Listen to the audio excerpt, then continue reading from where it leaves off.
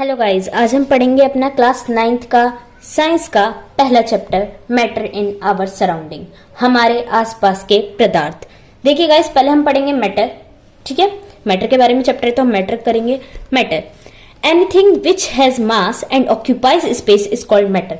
जैसे कि अगर कोई भी चीज, जैसे आपके पास बुक है, एनीथिंग, उसके पास मास है और उसके पास वो कोई जगह घेरता है, उसे कहेंगे आप मैटर। जैसे ये मेरे पास डस्टर है, ठीक है, अब मैं डस्टर को इस कॉपी पे रखती हूँ, ठीक है।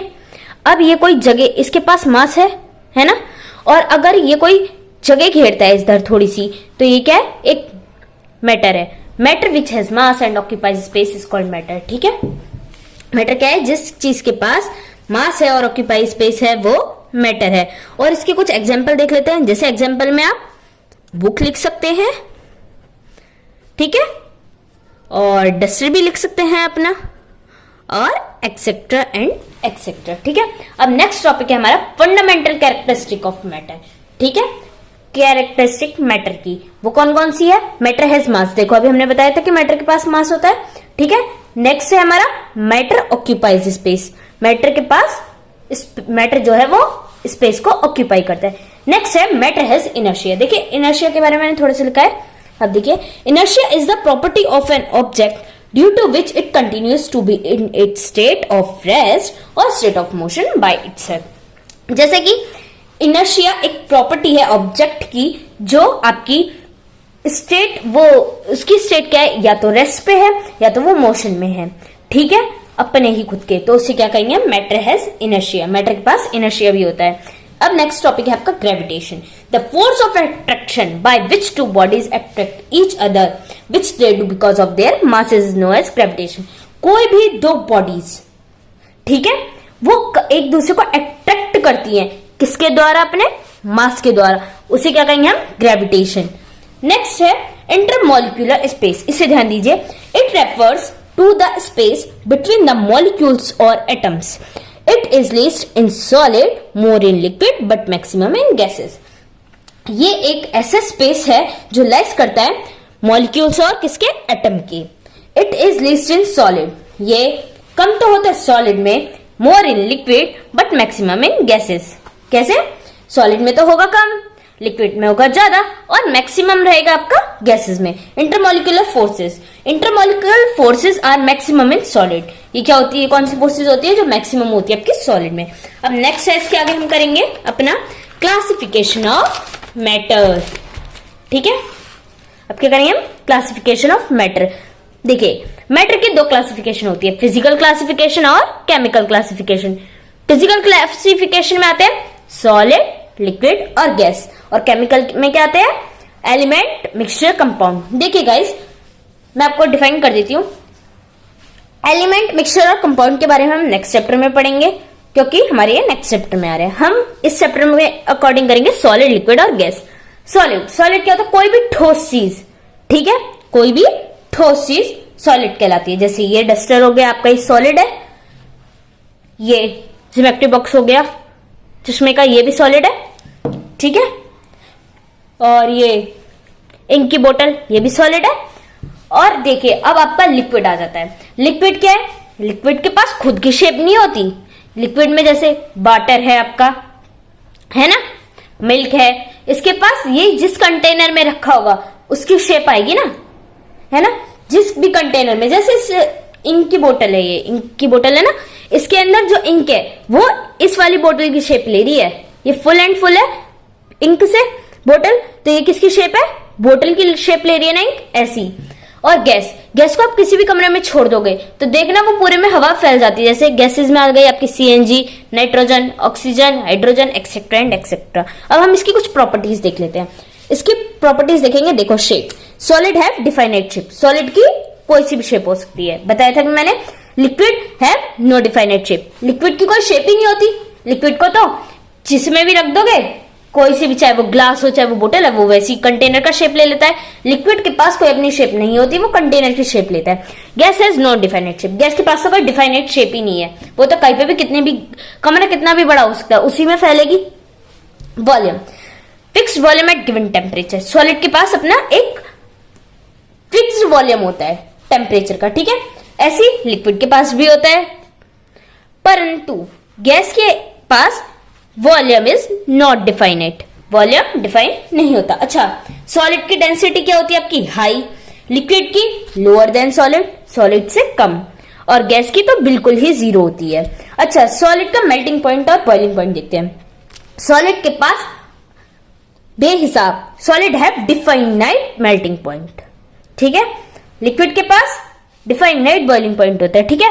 Gases have definite critical temperature, gas के पास जो टेम्परेचर होता है वो क्रिटिकल होता है थोड़ा। अच्छा, सॉलिड का डिफ्यूजन भी देख लेते हैं।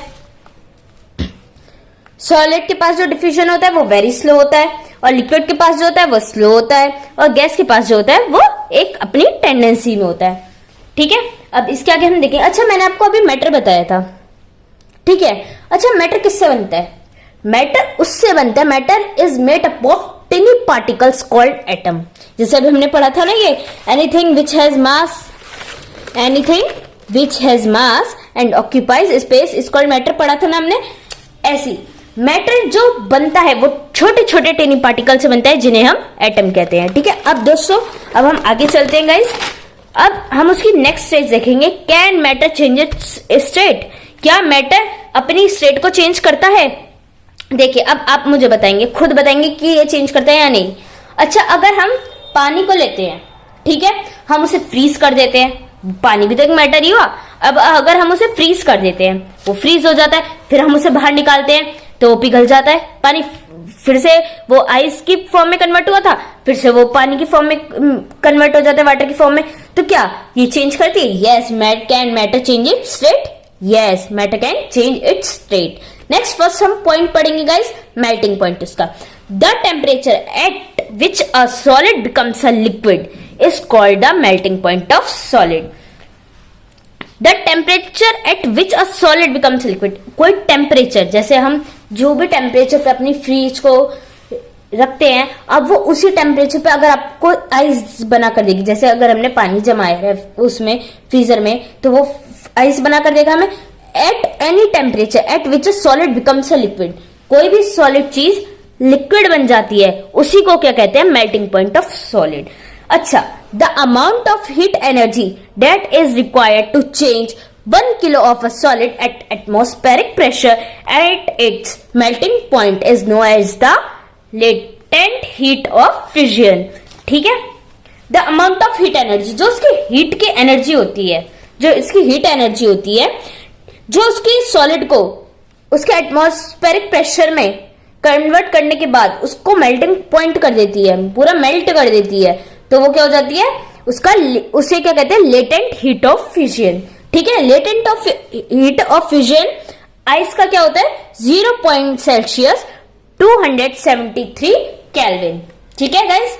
अब नेक्स्ट पॉइंट है हमारा boiling point. The boiling point of a substance is the temperature at which the vapour pressure of the liquid equals the atmospheric pressure at sea level 1 atmosphere. देखिए, the boiling point of a substance, जैसे हम पानी को boil करते हैं, कोई भी substance का बॉइलिंग पॉइंट जो उसका होता है, the boiling point of a substance is the temperature at which the vapour pressure, जो बॉइलिंग पॉइंट, जब हम जैसे पानी को गर्म करते हैं, ठीक है, अब उसके अंदर से जब भाप निकलती है of the liquid equals the atmospheric pressure, और जब वो लिक्विड के इक्वल होता है, जो उसका एटमॉस्फेरिक होता है, एटमॉस्फेरिक प्रेशर होता है, वो लिक्विड के इक्वल होता है सी लेवल के। किसके? सी लेवल के। तो वो क्या होता है? एक एटमॉस्फेयर कहलाता है। अब नेक्स्ट टॉपिक है आपका sublimation. On heating, the solid substances directly change into a gaseous state, and that the vapors of such substances change directly into the solid state without going through an intermediate liquid state. ठीक है, अब देखते हैं on heating the solid substance. हम किसी भी solid substance को जब हीट करते हैं और जब वो चेंज हो जाता है अपने गैस की स्टेट में, जो उसमें से भाप निकलती है, जो भाप in that the vapours of such substances change directly, और जो वो भाप होती है वो एकदम सॉलिड में चेंज हो जाती है without going through on intermediate liquid state, बिगर अपनी लिक्विड स्टेट के अंदर कन्वर्ट हुए वो सॉलिड में एकदम चेंज हो जाती है। तो और इस चेंज को क्या कहेंगे हम? आपका सब्लिमेशन। नेक्स्ट है आपका guys evaporation. Evaporation is a process of change of liquid into the vapour state. It takes place at all temperatures. Evaporation जो होता है वो आपका प्रोसेस होता है लिक्विड को चेंज करने के किसमें, भाप में कन्वर्ट करने के लिए, जो उसके अलग अलग टेम्परेचर को वो करता है, अलग अलग टेम्परेचर को दिखाता है, वो क्या होता है इवेपोरेशन। उसी को कहते हैं evaporation. Evaporation is a process of change of liquid. Evaporation कौन सा प्रोसेस होता है, लिक्विड को चेंज करने के लिए किसमें, भाप में, तो क्या कहते हैं आपका इवेपोरेशन। ठीक है गाइस, आज की वीडियो हमारी इतनी थी। हमने पहले क्या क्या पढ़ा एक बार हम देख लेते हैं। नेक्स्ट शॉर्ट रिव्यू करा देती हूँ मैं आपका। पहले था हमने पढ़ा मैटर के बारे में। मैटर क्या था, anything which has mass and occupies space is called matter. समझ में आ गया, यानी कि अगर जो भी चीज आपकी, कोई भी ऑब्जेक्ट, एनी ऑब्जेक्ट जिसका मास है और उसके पास ऑक्यूपाइज स्पेस है, वो क्या कहलाता है, मैटर। फिर उसके बाद हमने क्या किया, उसके फंडामेंटल कैरेक्टरिस्टिक्स पढ़े।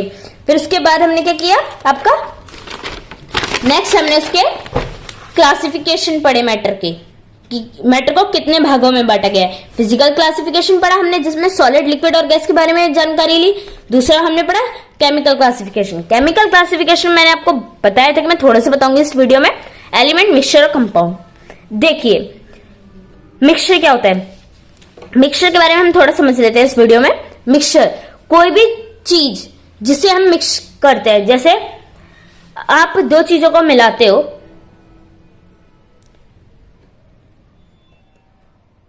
जैसे आप दो चीजों को मिलाते हो, जैसे अगर हम पानी के अंदर चीनी घोल लेते हैं, ठीक है, पानी के अंदर हम शुगर को मेल्ट कर लेते हैं, तो वो क्या हो जाता है, एक मिक्सचर, जिसमें से हम चीनी को अलग नहीं कर सकते। ठीक है, और मिक्सचर भी आपके किस प्रकार के होते हैं, कोई भी दो चीजों को आप मिक्स करोगे तो वो उसका मिक्सचर कहलाता है ना। मिक्सचर होते हैं आपके दो प्रकार के, जैसे होमोजीनियस मिक्सचर और हेटेरोजीनियस मिक्सचर। इसके बारे में हम अगली वीडियो में वो पढ़ेंगे। और ऐसे कंपाउंड आपके दो टाइप के होते हैं, एक ऑर्गेनिक कंपाउंड, एक इनऑर्गेनिक कंपाउंड, है ना। अब केमिकल क्लासिफिकेशन के बारे में मैंने थोड़ी सी तो जानकारी दे दी, अभी हम इसके बारे में अगली वीडियो में पढ़ेंगे। अब हमने क्या पढ़ा था, प्रॉपर्टी पढ़ी इसकी, सॉलिड पढ़ा, लिक्विड पढ़ा, गैस पढ़ा, ये पढ़ा थे हमने। अब उसके बाद मैटर की चेंजिंग स्टेट भी पढ़ी, है ना। बस आज की वीडियो में इतना ही, और अब हम आपके साथ मिलेंगे अगली वीडियो में। गाइस ध्यान देना, अगली वीडियो को भी अच्छे से करना, और इस वीडियो को लाइक, सब्सक्राइब और शेयर जरूर करना। जो भी आपके डाउट हो आप डिस्क्रिप्शन में आप अपने कमेंट करके बता देना हमें, ठीक है।